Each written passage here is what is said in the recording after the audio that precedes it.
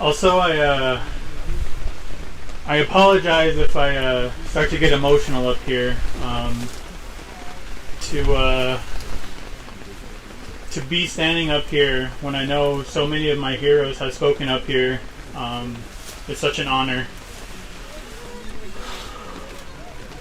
Yate, Shidene do Shike, Demetrius Johnson, Dashijane, Twitterchini Nishle, Ado Sitna Jini Bashichin, Sanjikina Edashache, Ado Twitterchini Edashanele, Twisana Den Nasha, Ado Akot Ego Dene Nishle. Hello everyone, that was me introducing myself in Dene.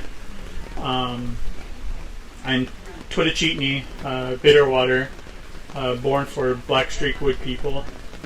And I've been a member of the Red Nation for 10 years now. I want to thank my comrades in the Red Nation for making me sound cooler than I am, because we all collaboratively wrote this speech. Greetings, my relatives. We are honored to be back here representing the Red Nation on the 55th year of the National Day of Mourning. The Red Nation has had the honor of speaking on this platform before in 2017 and 2022. Thank you for inviting us back. The Red Nation is an Indigenous liberation organization, and this year is our 10-year anniversary. Our name is derived from a Lakota term, Oyate Luta, which means people who are made from the red clay of the earth, a red nation. Red also signifies our leftist political orientation. Red is a powerful color that represents courage and spiritual strength. Oyate Luta also represents unity. It doesn't imply people in the plural sense of many individuals. It implies people as in one people, one nation. My Lakota relative and comrade here, Levi, explained to us too. For Lakotas, red is the color of the north. North brings the cold, harsh winds of the winter season. These winds are cleansing. They cause the leaves to fall and the earth to rest under a blanket of snow. If someone has the ability to face these winds, like the buffalo with its head into the storm, they have learned patience and endurance. Generally, this direction stands for hardships and discomfort. Therefore, north represents the trials people must endure and the cleansing they must undergo. In the early days, we rose to combat border town violence and the sinister ways it manifests on our lands. Border towns are settlements that encompass our reservations, where indigenous people routinely face discrimination from settler and settler-owned businesses, sleep unsheltered on stolen land, and have to fight for our right to simply exist. In 2014, our beloved relatives Allison Gorman and Key Thompson, also known as Cowboy and Rabbit, were brutally murdered by settlers while they slept. The only rationale that we can use to understand this senseless violence is the same rationale that has been used by settler colonies to justify their countless crimes against our people. An ideology which persists throughout this crumbling empire, that merely existing as an indigenous person within settler-occupied territory is deemed a crime worthy of death. We rejected this racist ideology back then. We took the streets to demand justice. We called on our relatives.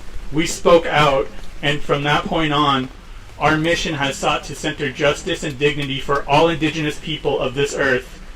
We are indigenous feminists, internationalists, revolutionary socialists, and anti-imperialists. That is why we are here at this 55th National Day of Mourning, because those who were there in 1970 laid the liberatory groundwork for people like us, like you and your children, to show up to demand, witness, and speak truth. In the last year, we have seen how the settler colonial states manifest themselves.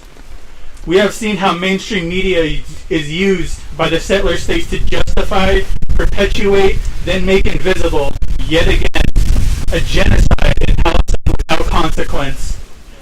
We have seen how the truth is suppressed and how journalists are slaughtered by the dozens. Even they realize that the truth is our greatest weapon. Our power lies in our words. That is why this day is so important. The National Day of Mourning embodies an indigenous counter-narrative that dissolves settler lies. Today, like tongues, like sharpened like iron, we will cut open colonialism and expose its rotten core. On November 4th, 2023, the Red Nation traveled to Washington, D.C. for the first National March for Palestine, and it is here that we proclaimed, we know the entire history and future of Palestine because we have lived it. We endure the settler colonial project that calls itself the United States. We survived the elimination and removal of our ancestors. We are in our 5th century of resistance, and we know that Palestine's future is a certain future because we are still here. Wampanoag people are still here. And it is here that we shall still remain. In these dark times of great suffering, where it is difficult to keep despair at bay, we remind our relatives that colonialism is falling, crumbling under the weight of its own conceit. The fort is breached, and the wagons are burning. The end of colonialism nears because the end of a colonialism is inevitable. The United States wages endless wars to maintain its position as a supreme settler colony of the world. Ours is the oldest struggle against U.S. colonialism. Now is the chance to redeem your humanity, settlers of our stolen lands, by standing with the indigenous people of the world. The end of U.S. imperialism is the only solution for us, for Palestine, and for the world. The humble people of the earth have spoken. There is no place for colonialism on Mother Earth. For the earth to live, colonialism must die. A free Palestine frees us all to build a future of peace and equality. Today, we join our Palestinian relatives in a righteous struggle to author a new society. To our relatives in Gaza, we say, K'eh beh nehdzith, which means, together we are strong. May our message carry far across the sea. Gaza, Gaza, you will see. Palestine will truly be free.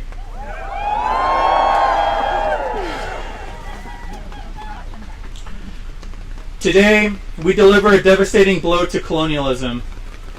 As indigenous people of Turtle Island, we proclaim that decolonization and land back are the only forms of justice for the crimes of settler colonialism. Today, as we stand together in solidarity, we affirm that the fight for indigenous liberation is far from over. It is our collective responsibility to resist erasure, to amplify indigenous voices, and to ensure that the future generations inherit a world where dignity, sovereignty, and justice are realities, not dreams. We leave here not just with grief, but with determination. As indigenous peoples, we know that our ancestors survived centuries of violence so that we could be here today. Their strength lives in us, and their fight continues through us. Together, let us carry this message of resistance and solidarity forward for the Wampanoag people, for indigenous nations across Turtle Island, for Palestine, and for all oppressed peoples fighting for liberation. We will never give up, and we will never back down until liberation for all.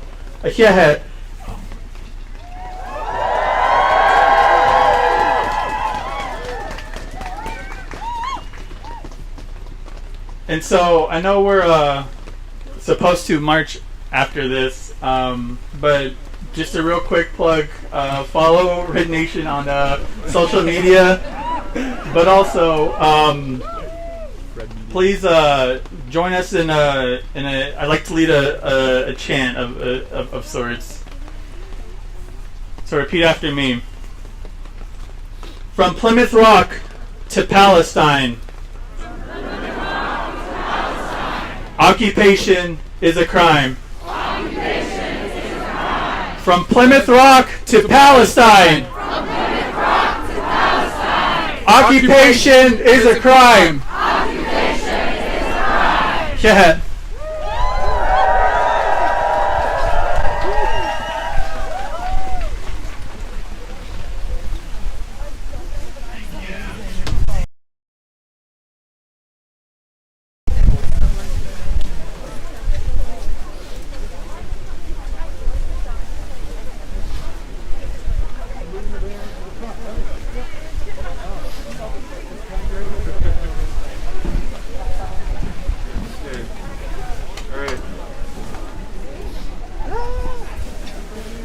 So we are just about to line up.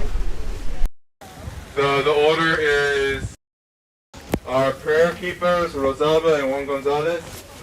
Then we are going to have the banner and all of our invited speakers. We would invite you to be at the front banner.